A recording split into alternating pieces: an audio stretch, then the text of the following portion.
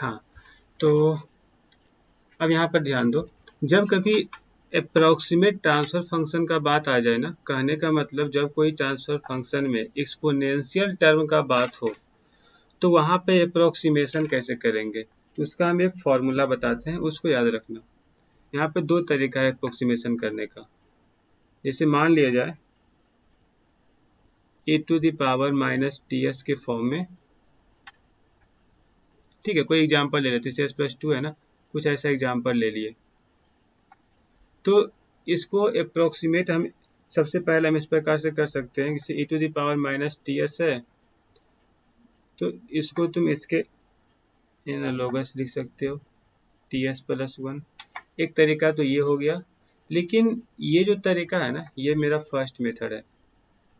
हम यहाँ से भी अप्रोक्सीमेशन कर सकते हैं इसको, कि जहाँ पे e to the power minus T S हमको मिलेगा, यहाँ पे एस नहीं है, e to the power minus T S हमको मिलेगा, तो उसको हम इस प्रकार से लिख सकते हैं, मतलब उस एक्सपोनेंशियल को रिप्लेस करके इसके साथ हम रिप्लेस कर सकते हैं, ठीक है, one by T S plus one. दूसरा तरीका है जो सबसे ज़्यादा यूजफुल है, ये ज़्यादा बेटर है। e to the power minus T S को हम इस प्रकार से लिख सकते हैं, two minus T S by two plus T S. ये अप्रोक्सीमेशन ज़्यादा बेटर है। बात रहा सर ये हुआ कैसे, तो इसका एक्सप्लेनेशन में अगर चाहो तो बता सकते हैं कि ये आखिर हुआ कैसे, ठीक है। जैसे देखो हम इसका हिंट देते हैं, जैसे e to the power minus, इसको लिखना क्यों आसान हुआ, e to the power minus T S बोले तो हम इसको ऐसे लिखे, e to the power T S by two और e to the power minus T S by two कर सकते हैं। इसमें थोड़ा सा हम समय दे रहे हैं क्योंकि ये टॉपिक तुम्हारा यहाँ पे कवर हो जाएगा, बाद में हमको बताना भी नहीं पड़ेगा।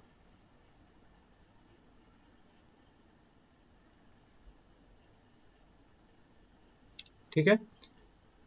अगर ऐसा कुछ है तो क्या इसको हम ऐसे लिख सकते हैं, देख लो, minus T S by two plus minus T S by two, तो माइनस टी एस ही तो हो जाएगा एड होकर के, तो इसको हम इस प्रकार से लिख सकते हैं, T into S by two divided by e to the power T S by two, T S by two, ठीक है। मतलब इसको हम इसके डिनोमिनेटर में ले आए थे, ये माइनस था तो प्लस हो गया। अगर ऐसा कुछ है, अब देखो यहाँ पे क्या कर सकते हैं, अगर ऐसा कुछ था तो फिर से इसका अप्रोक्सीमेशन लिखना स्टार्ट करते हैं। इसको हम लिख सकते हैं one minus T S by two divided by one plus T S by two, ठीक है। ये तुम्हारा अप्रोक्सीमेशन यहाँ से आया। इसको जब सॉल्व करेंगे, मतलब e to the power minus T S by two को one minus T S by two लिख सकते हैं, कोई दिक्कत नहीं है। अब बात रहा सर ये भी कहाँ से आया, तो इसका एक्सपोनेंशियल फॉर्म में जाओ, फिर वहाँ से ये सॉल्व होकर के आएगा, ठीक है, तो उतना अंदर नहीं जा रहे हैं। अब उसके बाद है, इसको जब सॉल्व करेंगे, ये तुम्हारा टू माइनस टी एस आ जाएगा divided by two plus T S आ जाएगा। देख लो कहाँ से अंतर खाया, तो फॉर्मूला बस याद रखना है। e to the power minus T S का क्या होता है अप्रोक्सीमेशन, एक होता है one by T S plus one, ठीक है, एक होता है two minus T S divided by two plus T S. मतलब टू तो ऑलवेज रहेगा ही एक्सपोनेंशियल में, चेंज क्या होगा, तो यस के साथ जो कांस्टेंट टर्म आ रहा है वो यहाँ पर चेंज होगा, बाकी कहीं पे कोई चेंज नहीं होने वाला है। अगर उसके अनुसार अगर यहाँ पर देखें तो हम क्या लिख सकते हैं, by S upon U S equal to, इस एक्सपोनेंशियल टर्म को हटाना है, तो हम जब बोले ये यूज करना ज़्यादा बेटर है, ठीक है, इसी का यूज करो, इसका बहुत कम यूज करो। रेयरली केस में अगर ऐसा कोई ऑप्शन ऑब्जेक्टिव क्वेश्चन पूछ दिया, उसमें अगर ये ऑप्शन नहीं है तो हो सकता है ये ऑप्शन रहे, उस केस में ये काम आएगा, वैसे ये ज़्यादा बेटर है। तो अगर हम यहाँ पर देखें, देखो E to the power minus 0.2 S है, मतलब टी का वैल्यू 0.2 है, तो क्या करेंगे, two minus 0.2s divided by 2 plus 0.2s। अब एक्सपोनेंशियल टर्म खत्म हो गया और साथ में क्या बच गया, एस प्लस टू, इसको लिख लिए। अब तो मेरे पास एक्यूरेट ट्रांसफर फंक्शन है, इसको तो अच्छे से सॉल्व कर सकते हैं। चलो सॉल्व कर ही लेते हैं। इसको सॉल्व करेंगे तो क्या मिलेगा, देखो ये हो जाएगा 2/10, इधर आ जाएगा तो 20, ऐसे टू तो कॉमन में ले लेंगे। देखो सॉल्व करेंगे तो शायद आ जाएगा 20 माइनस 2/10 है ना, 20 का जरूरत नहीं है, डायरेक्टली कट कर लेते हैं। 2/10 का मतलब 1/5, तो हो जाएगा 10 minus yes divide by 10 plus yes into yes plus two. ठीक है, ऐसा कुछ आ गया by S upon U S. अगर ऐसा कुछ आ गया, अब तो सॉल्व करना आसान है ना। तुमसे पूछ क्या रहा था, अप्रोक्सीमेट ट्रांसफर फंक्शन, यही तो हो गया अप्रोक्सीमेट ट्रांसफर फंक्शन। मिला ऑप्शन, कौन सा ऑप्शन मैच करता है, तो देखो 20 माइनस यस है, हमको तो 10 माइनस यस आया, 20 माइनस टू यस लिख सकते थे। 10 माइनस टू यस ये भी नहीं है, 20 माइनस यस ये भी नहीं है, 10 माइनस यस है, नीचे भी 10 plus yes, yes plus two, तो ये ऑप्शन मेरा करेक्ट हो गया। एक ऑप्शन और क्या हो सकता था, तो एक ऑप्शन और हो सकता था इसका, या करके लिख देते हैं 1 upon T S plus one ना, 0.2 yes plus one into yes plus two. अब इसको सॉल्व करके देख लेना, तो अगर ये नहीं मैच करता तो ये मैच करता, कोई दो में से एक मैच करेगा।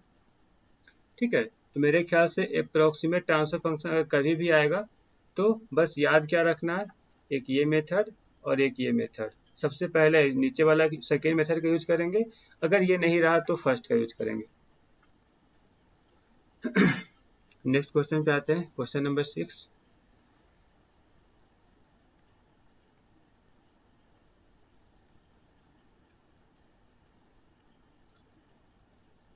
कह रहा है consider a negative unity feedback system with plant transfer function। देखो अब अलग अलग बोल दिया, प्लांट वर्ड का यूज कर दिया। Plant transfer function is 2/s² plus 3s and controller transfer function is 4 plus s।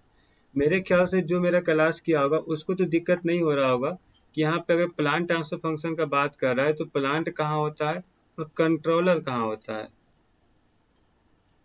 ठीक है, मतलब हम पहले क्यों ना इसका डायग्राम ही बना ले।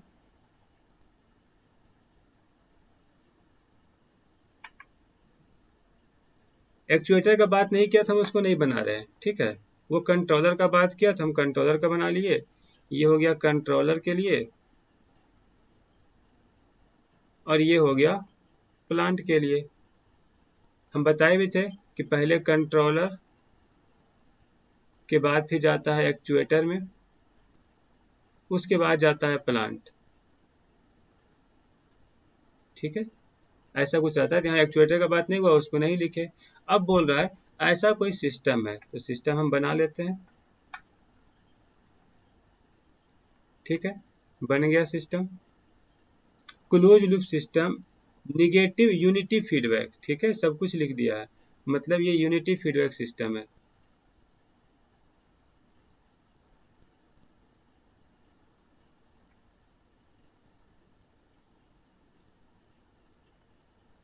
निगेटिव, अब इनपुट जो भी होगा आर एस और ये सी एस।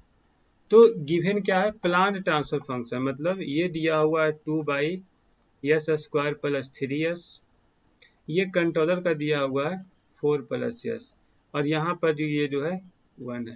तो कह रहा है क्लोज लूप ट्रांसफर फंक्शन बताइए। तो हम क्या जानते हैं formula, close loop transfer function का फॉर्मूला जानते हैं हम लोग निगेटिव फीडबैक के लिए, G S upon 1 plus G S into H S. अब बात रहा यहाँ पे जी एस का वैल्यू क्या है, तो अब समझना होगा ना। तो जीएस का वैल्यू हम बताए थे कि अगर कभी भी जीएस का वैल्यू जो होता है ये ओवरऑल जीएस का वैल्यू कहलाता है।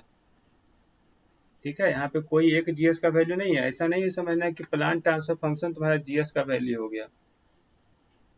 जीएस के अंदर, दोनों मल्टीप्लाई करके होगा सर। हाँ, जीएस के अंदर कंट्रोलर, एक्चुएटर, प्लांट तीनों कैस्केड में होता है।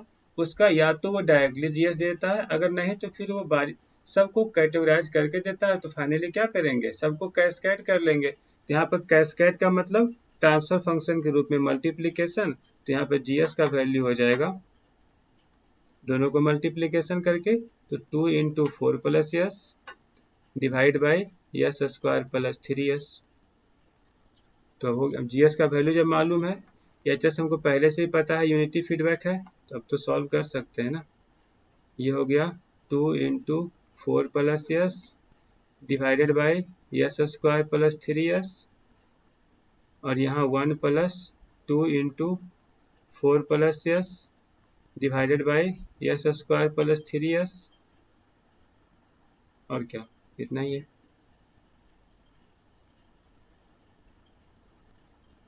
इसको जब सॉल्व करेंगे तो क्या आ जाएगा, 2 इंटू 4 प्लस एस और S square plus 3s plus 8 plus 2s, solve करने पे आ जाएगा S square plus 5s plus 8। देखो तो कौन सा ऑप्शन मैच किया, मतलब इसको भी पूरा भी ब्रेक कर दिया, 8 प्लस 2s। ठीक है, ये आ गया आंसर। नेक्स्ट क्वेश्चन कर रहा है, इसी क्वेश्चन का बात है, पॉजिटिव फीडबैक के लिए। ठीक है, सब कुछ वही है। अब पॉजिटिव फीडबैक का फॉर्मूला लगाओ, फॉर पॉजिटिव फीडबैक। माइनस हो जाएगा सर नीचे। हाँ, माइनस हो जाएगा। मतलब अगर वहां पे हम ट्रांसफर फंक्शन का बात करेंगे, ये जीएस अपॉन 1 माइनस आ जाएगा जीएस इंटू एच एस। तो ये हो गया 2 into 4 plus S divide by S square plus 3s, और ये 1 minus 2 into 4 plus S square plus 3s। इसको जब सॉल्व करेंगे तो हम लोग को मिल जाएगा 8 plus 2s divided by S square plus 3s minus 2s। तो एस स्क्वायर प्लस एस हो जाएगा और माइनस 8 हो जाएगा। ठीक है, तो मेरा ये ऑप्शन करेक्ट हो गया। तो पॉजिटिव फीडबैक, नेगेटिव फीडबैक के लिए हम लोग ट्रांसफर फंक्शन देख लिए। अब क्या बोल रहा है 8 नंबर क्वेश्चन, 6 और 7 को देखते हुए। तो 6 और 7 को देखते हुए तुम 6 और 7 का ट्रांसफर फंक्शन रख लेते हैं ना अपने साथ में। एक आया 8 प्लस 2s और S square plus S minus 8। एक आया था S plus 2s S square plus 5s plus 8, ऐसा ही कुछ आया था। ये है ओपन लूप के लिए और ये क्लोज लूप के लिए। अब क्या कर रहा है ऑप्शन, कर रहा है the close loop system is stable with negative feedback. अब बोल रहा है क्या ये स्टेबल है। अब ये पता कैसे चलेगा, तो इसका रूट्स निकाल करके देखो। हम एक तरीका बता देते हैं स्टेबिलिटी बताने के लिए, राउथ फ्रीज का। ठीक है, आगे हम बताएंगे, उससे अच्छा हम अभी ये बता देते हैं कि जब कभी स्टेबिलिटी का बात आएगा ना, तो इसका डेनोमिनेटर को क्या करो। जैसे देखो यहाँ पे S square plus 5s plus 8 है। ठीक है, तो राउथ फ्रीज में क्या होता है, इसका एक्सपोनेंशियल क्या, इसका कोफिशिएंट एक 1 है, एक 5 है, एक 8 है। तो हम क्या करते हैं, पावर मैक्सिमम एस पे पावर 2, एस पे पावर 1, एस पे पावर 0। ठीक है, अब हम इसको लिखते हैं 1, पहला एस स्क्वायर का कोफिशिएंट 1 है, उसके बाद 5 है, 5 लिखे। ठीक है, उसके बाद क्या है 8 है, तो 8 लिखे। मतलब क्या कि 2 ही तक जाना है, 1 लिखे, 5 लिखे, फिर 8 लिखे, और आगे होता फिर नीचे लिखते, फिर ऊपर चले जाते। मतलब हमको 2 टर्म तक ही जाना है, और इधर हम एक रो वाइज हम आगे बढ़ते चले जाते, कुछ नहीं करना था, कॉलम वाइज। अगर ऐसा कुछ है तो हमको देखना क्या है, देखो मल्टीप्लाई करते हैं, यस जीरो के लिए क्या होगा, तो इसका फॉर्मूला होता है 8 × 5, मतलब अभी के लिए बस इतना याद रखो, ये टर्म और इसको मल्टीप्लाई करो और फिर इसमें घटाओ इसको, मतलब 8 × 5 -1 × 0 डिवाइडेड बाई ये वाला टर्म 5। इसको जब डिवाइड करेंगे तो तुमको आ जाएगा, मेरे ख्याल से 8 ही आ जाएगा। ठीक है, इतना कुछ आ गया। देखो यहाँ पे साइन कितना चेंज हुआ, ये भी पॉजिटिव, ये भी पॉजिटिव, ये भी पॉजिटिव। अगर तीनों पॉजिटिव है, किसी प्रकार का कोई साइन चेंज नहीं हुआ है, इसका मतलब हो गया ये सिस्टम तुम्हारा स्टेबल है। ठीक है, किसी प्रकार का कोई साइन चेंज नहीं हुआ। अगर साइन चेंज होता तो हम ये बोलते हैं कि जितना साइन चेंज हुआ उतना पोल्स राइट साइडेड की ओर शिफ्ट हुआ है, लेकिन यहाँ पे किसी प्रकार का कोई साइन चेंज नहीं हुआ, इसका मतलब टोटल पोल्स तुम्हारा लेफ्ट साइड ही है। जैसे इसी का अगर हम बात कर ले, yes square plus 8, yes square plus yes minus 8, इसका अगर लिखेंगे ना तो यस स्क्वायर, यस पर पावर 1 और यस 0। देखो इसका कोफिशिएंट 1, फिर से 1, फिर -8। अब इसको तुम करो -8 × 1 प्लस 1 × 0 बाई 1, तो देखो इसको सॉल्व करने पे -8 आएगा। अब साइन देखो, पहला में पॉजिटिव साइन, फिर पॉजिटिव साइन, फिर नेगेटिव साइन। देखो पॉजिटिव से पॉजिटिव फिर पॉजिटिव से नेगेटिव हो गया, मतलब एक साइन, एक साइन चेंज हुआ। अगर एक साइन चेंज हुआ मतलब वन पोल जो है वो राइट हाफ प्लेन में जाएगा, राइट हाफ प्लेन में गया। जैसे ही राइट हाफ प्लेन में गया सिस्टम क्या हो गया, अनस्टेबल हो गया। तो उसके अनुसार इस क्वेश्चन का आंसर तो हम दे ही सकते हैं, the close loop system is stable with, किसके साथ स्टेबल है, तो क्लोज लूप सिस्टम ये था। अच्छा क्लोज लूप तो दोनों है ना, ये ओपन हम क्यों लिख दिया, तुम लोग देखो बोला भी नहीं, ये भी तो क्लोज ही है, ये पॉजिटिव है, ये नेगेटिव है। ठीक है, तो नेगेटिव वाला स्टेबल आया, पॉजिटिव वाला अनस्टेबल आया। तो stable with negative feedback but not with positive feedback, यही तो हो गया, ये अनस्टेबल है पॉजिटिव फीडबैक में, ये आंसर है। दूसरा तरीका क्या था, इसका तुम वैल्यू निकाल लो यस वन और यस टू का, वहां से देख लो कि तुम्हारा पोल्स अगर टोटली लेफ्ट साइडेड में होगा तो स्टेबल है, एक भी राइट साइडेड गया तो अनस्टेबल हो गया, दोनों को चेक करके निकाल सकते हैं। तो वो भी तरीका है, हम बस इसको बता दिए क्योंकि आगे भी इसको बताते हैं, तो हम यहीं से बताते चल रहे हैं कि 2-3 बार रिवीजन हो जाएगा ना तो पकड़ में आ जाएगा, क्योंकि अभी तक पढ़े नहीं होंगे इसके बारे में। चलो नेक्स्ट क्वेश्चन पे चलते हैं। ठीक है, ये सब को देखने से कोई फायदा है नहीं। क्वेश्चन नंबर 9 पे आते हैं, the open loop transfer function corresponding. अब देखो ओपन लूप का बात कर लिया, तो ओपन लूप के लिए क्या, अभी तक हम उसका फिगर तो बना ही लिए थे ना, फिगर में तो किसी प्रकार कोई दिक्कत नहीं था कि इसके अंदर दो सिस्टम था, जीएस के अंदर, ये हुआ जीएस, इसके अंदर कंट्रोलर लगा हुआ था, एक 4+S और एक था 2/S प्लस कितना था,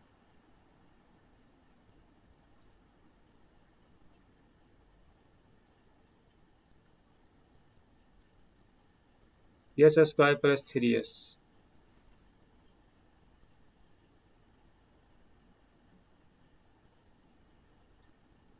S² + 3S जो भी है।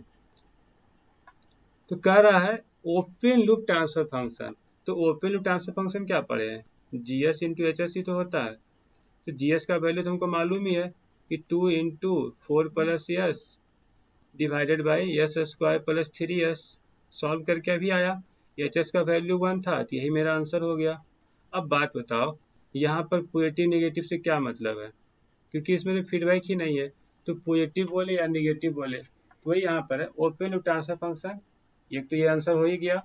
अगला क्वेश्चन कह रहा है open loop transfer function corresponding to problem 7, problem 6 में था नेगेटिव फीडबैक के लिए, ठीक है, प्रॉब्लम 7 में था पॉजिटिव फीडबैक के लिए। तो पॉजिटिव हो या नेगेटिव हो ओपन लूप को क्या फर्क पड़ता है, तो इसका भी आंसर तो वही हो जाएगा ना। ठीक है, तो 10 नंबर क्वेश्चन भी हो गया। 11 नंबर क्वेश्चन कह रहा है which one of the statement is true about a stable first order LTI system. बस इसको ध्यान रखो और सारे क्वेश्चन का जवाब दो, ठीक है। A stable first order LTI system. चलते हैं नेक्स्ट पेज पे।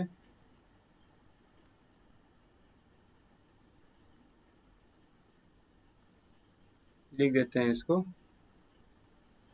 A stable first order LTI system. देखो, जब भी कभी ऐसा केस आए, सबसे पहला याद रखो फर्स्ट ऑर्डर एलटीआई सिस्टम का ट्रांसफर फंक्शन के by T S plus one. एक तो ये हो गया। अगर हम सिटी का बात करें तो k into one minus e to the power minus T by tau. ये दो फॉर्मूला डायरेक्टली माइंड में आना चाहिए, जैसे सेकेंड ऑर्डर के लिए बताए थे, ठीक है, वैसे फर्स्ट ऑर्डर के लिए। अब इसको देखो और इस क्वेश्चन का आंसर निकालो। कह रहा है the unit step response always converge to zero. Unit step response, इसका मतलब क्या हो गया कि जो हम वैल्यू देंगे यूएस का 1/s या फिर ut इक्वल टू 1, उसके कारण जो ct का वैल्यू होगा वो हमेशा जीरो की ओर कन्वर्ज करेगा। तो ये तो जरूरी नहीं है ना कि जीरो की ओर जा भी सकता है, नहीं भी जा सकता है, वो क्वेश्चन पे डिपेंड करेगा। क्योंकि यहाँ पे ये जो कांस्टेंट वर्ड है, अगर इसका इसी का अगर हम ग्राफ बना ले, इसका ग्राफ तुम्हारा स्टेप रेस्पॉन्स के केस में ऐसा ग्राफ बनेगा। ये तो जीरो की ओर तो टेंड नहीं किया ना इन्फिनिटी पे, ये तो कांस्टेंट की ओर टेंड किया, ठीक है, स्टेप रेस्पॉन्स के लिए, ठीक है, ये स्टेप रेस्पॉन्स के लिए हो गया। तो ये तो गलत है, ये सही नहीं है। ये जीरो की ओर टेंड नहीं कर रहा है, ये कांस्टेंट टर्म की ओर टेंड कर रहा है, मतलब स्टडी स्टेट में जा रहा है। अब वो स्टडी स्टेट कौन सा होगा ये नहीं मालूम, के होगा, वन होगा, कुछ और होगा, जीरो भी हो सकता है, कोई बड़ी बात नहीं है। मतलब फिक्स नहीं है। कर अगला अगला option the unit impulse response अगर हम देंगे तो क्या होगा। इम्पल्स रिस्पॉन्स का मतलब हो गया डेल टी, तो डेल टी का लैपलास 1 होता है। अब देखो, जैसे टी एस का मतलब हो गया C S upon R S, ठीक है। तो अभी आर एस में 1/s डाल करके देखे तो ये मिला। तो हम स्टेप रेस्पॉन्स के लिए, इम्पल्स रेस्पॉन्स के लिए बताए थे। इम्पल्स रेस्पॉन्स के लिए जो फॉर्मूला होता है,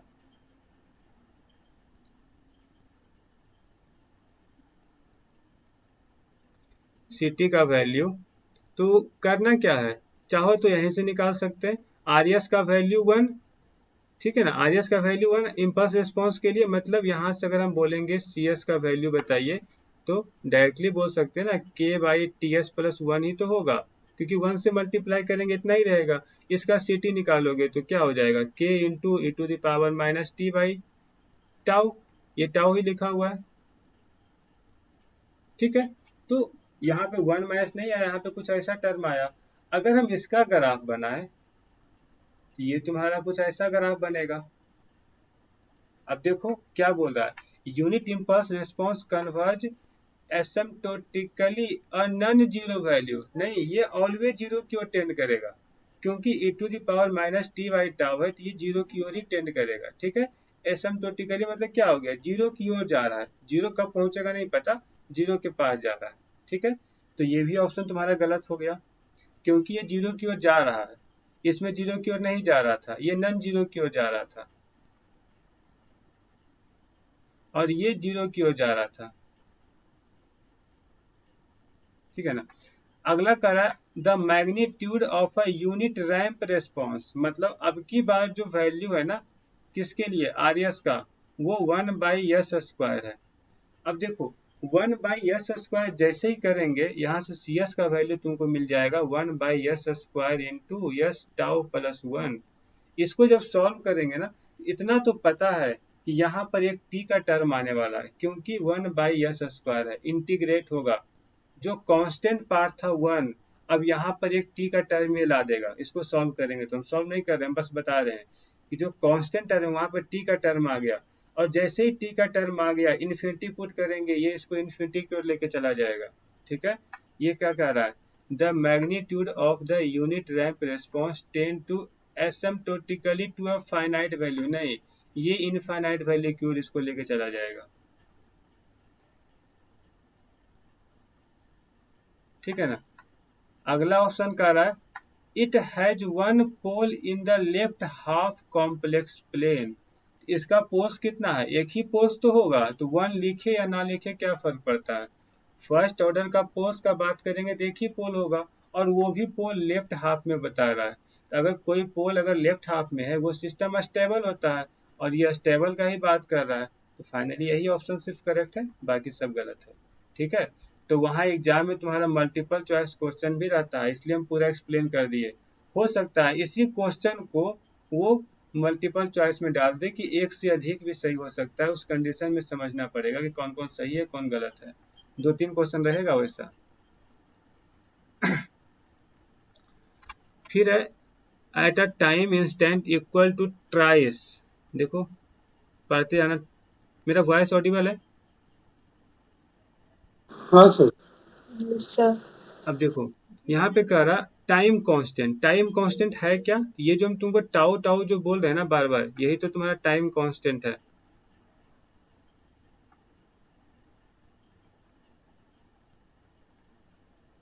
of a stable first order LTI system, जैसा कुछ ऐसा आ गया तो फिर से वही चीज ये माइंड में आ जाना चाहिए। जैसे फर्स्ट ऑर्डर का बात बोला इतना चीज माइंड में ले आओ। ये आ गया ट्रांसफर फंक्शन, और ये जो सिटी बताए ये कब, जब स्टेप इनपुट रहेगा। ठीक है। अगर इम्पल्स रहेगा तो सिटी का वैल्यू ये। तो यहाँ पे कह रहा है स्टेप रेस्पॉन्स का मतलब सिटी का वैल्यू कुछ ऐसा। फिर कह रहा है कि टाइम कांस्टेंट और टाइम इंस्टेंट इक्वल टू, जो टाइम है वो ट्राइस है टाइम कांस्टेंट का, मतलब 3 गुना है। मतलब ये बोल रहा है कि टी का जो वैल्यू है 3 टाउ है, तो बताइए इस पे इसका फाइनल वैल्यू क्या होगा। मतलब टी टेंस टू 3 टाउ पे हमको टोटल वैल्यू फाइंड करना है। करके देखते हैं ना क्या आता है।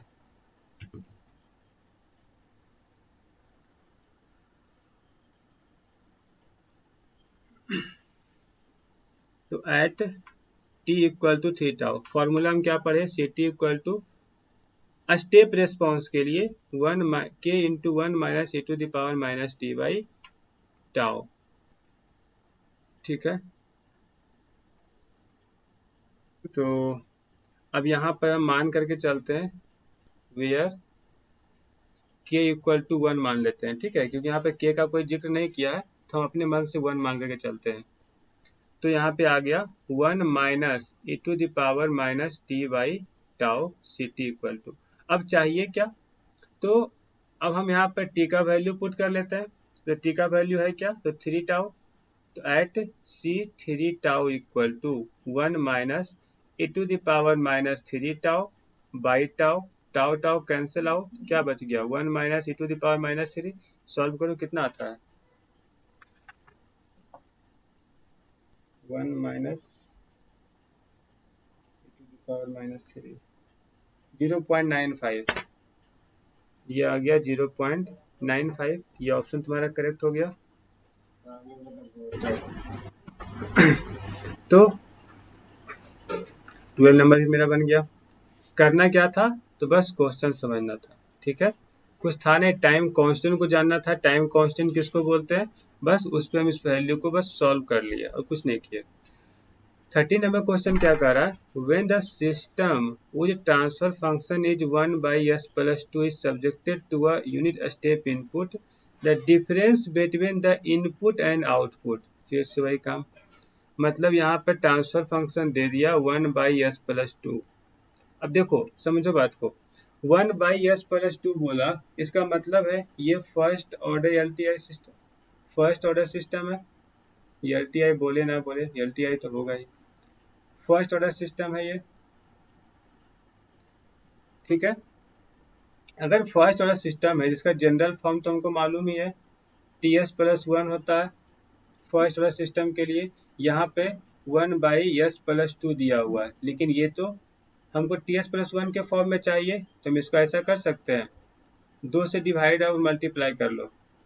तो ये आ जाएगा 2s प्लस 2 से मल्टीप्लाई करेंगे तो क्या हो जाएगा, नहीं यहाँ डिवाइड करेंगे ना,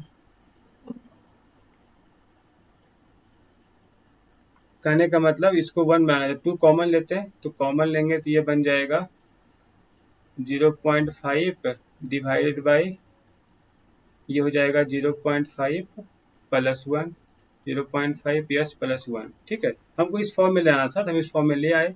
अब देखो ऊपर भी 0.5 है, मतलब के का वैल्यू कुछ ना कुछ मिल रहा है तो इसको के का डाल लेते हैं, क्या दिक्कत है, आ गया। तो अब जो भी है, अगर हम यहाँ पे कंपेयर करना चाहेंगे तो आराम से कंपेयर कर सकते हैं, लेकिन हमको उससे मतलब है नहीं, ये क्वेश्चन कुछ और ही पूछ रहा है।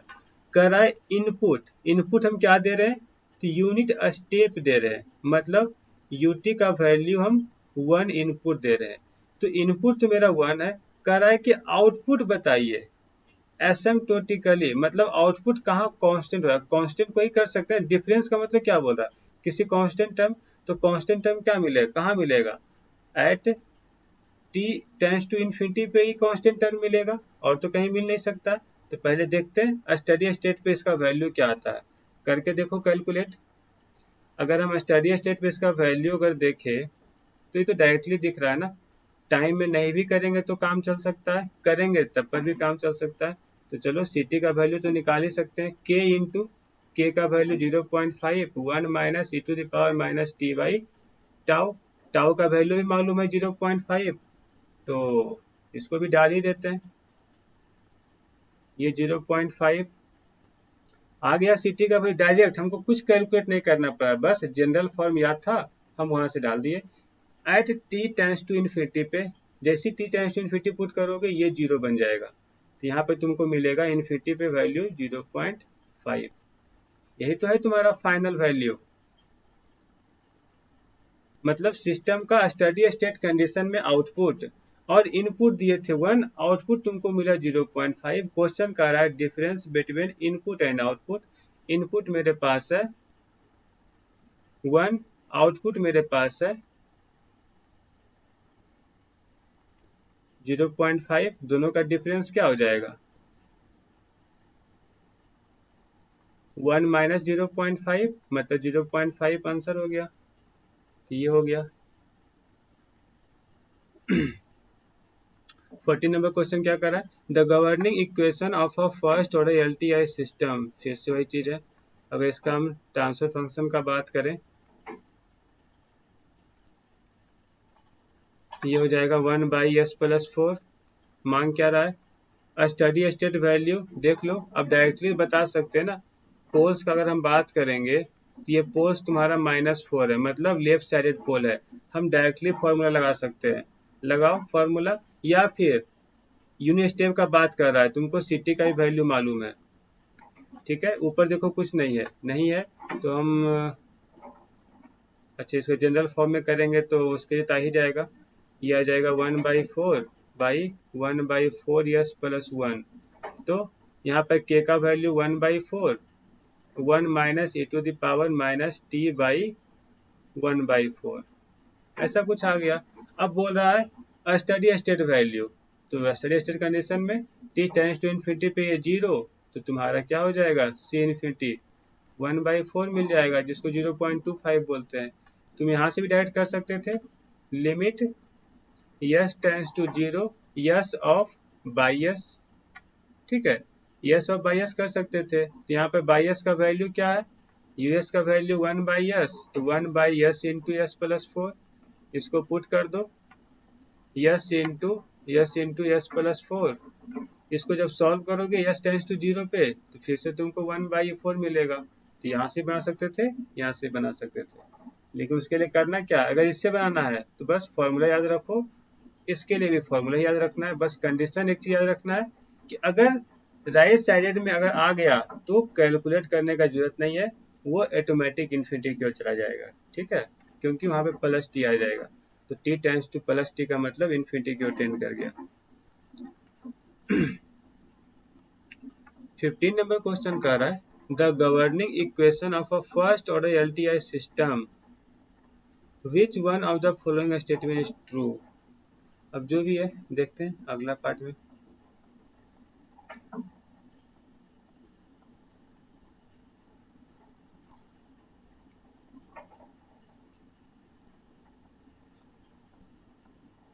देखो मतलब ट्रांसफर फंक्शन तो हमको ये दिया हुआ ही है 1/s+4, उसी क्वेश्चन का बात कर रहा है।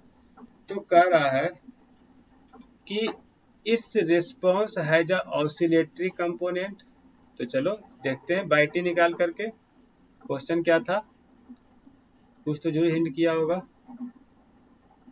LTI system which one of the following statement about this system is true। देखो यहाँ पे स्टेप रेस्पॉन्स का बात नहीं किया है, ठीक है, तब हमको हर एक कंडीशन को लेकर के चलना पड़ेगा। तो यहाँ पे कह रहा है कि इस response has a oscillatory component, नहीं बता सकते, ठीक है, ऑसिलेटरी होगा कि नहीं होगा। माइंड में आ रहा होगा सर इसका ग्राफ तो फिक्स है ना, ऐसा ही बनेगा। ये ऐसा ही तब बनता ना जब ये बोलता कि हम यूनिट स्टेप रेस्पॉन्स दे रहे हैं, या फिर रैंप दे रहे हैं, या फिर तुम्हारा इम्पल्स दे रहे हैं। ऐसा कुछ तो बोला नहीं, वो बस तुमको ट्रांसफर फंक्शन दे दिया और ऑप्शन दे दिया चार, इससे डिसाइड करना है। तो इनपुट तुम कुछ भी डाल सकते हैं, हो सकता है इनपुट हम साइनोसॉइडल ही डाल दें, उस केस में आ जाए उसका ऑसिलेटरी। ऑसिलेटरी कब आएगा, जब उसमें साइनोसॉइडल टर्म आएगा तभी तो ऑसिलेट करेगा वो। तो यहाँ पर हमको नहीं पता हम क्या इनपुट डाल रहे हैं, तो हम ये डिसाइड नहीं कर सकते कि ये ऑसिलेटरी रेस्पॉन्स है या नहीं, इसलिए ये सही अभी के लिए तो सही नहीं है, ठीक है। स्टेप देंगे तो ऑसिलेटरी नहीं होगा, अगर ऑसिलेटरी ही इनपुट देंगे तो ये ऑसिलेट करेगा ही। क्या ये अनस्टेबल है, नहीं ये स्टेबल है, ठीक है, S equal to -4 left sided pole है तो ये स्टेबल है। इस settling time is 1 second, settling time का फॉर्मूला बताए थे, सेटलिंग टाइम के लिए फॉर्मूला बताए थे क्या। देखो नहीं कुछ लिखा है तो नहीं कुछ लिखा है, तो टॉलरेंस बाय डिफॉल्ट हम 2% का लेंगे, टॉलरेंस जो है 2% का लेंगे। 2% के केस में बताए थे 4t, ठीक है। अब बात रहा है क्या, यहाँ पर टी का वैल्यू निकाल सकते हैं, एकदम निकाल सकते हो। इसको इस फॉर्म में ले आओ, k/ts+1 के फॉर्म में कन्वर्ट करो। तो यहाँ से 4 कॉमन लेंगे तो ये 1/4/1/4s+1 हो जाएगा, यानी कि t का वैल्यू 1/4 इसमें पुट कर दो, तो सेटलिंग टाइम तुम्हारा हो गया 4 × 1/4 यानी कि 1 सेकेंड। ये तो मैच कर गया, यानी ये सही है। फिर कह रहा है स्टडी स्टेट वैल्यू ऑफ इस यूनिट स्टेप रेस्पॉन्स, देखो बोल दिया ना, अगर यूनिट स्टेप रेस्पॉन्स बोल दिया तब सीटी का बात करेंगे, k × 1 - e⁻t/τ, ठीक है। तो यहाँ पर k का वैल्यू क्या है 1/4, 1 - e⁻t × 1/4। जैसे ही स्टेडी स्टेट का बात कर रहे हैं ये जीरो का मतलब c इन्फिनिटी पे 1/4 आ रहा है, ये बोल रहा है क्या 1 है, नहीं 1/4 है, ये भी गलत हो गया, ठीक है। तो याद यहाँ पे कुछ नया फॉर्मूला क्या आ गया, सेटलिंग टाइम का याद रखना है, 4t होता है फॉर 2% टॉलरेंस। अगर 5% टॉलरेंस का बात करेंगे तो वहां पर 3t हो जाएगा।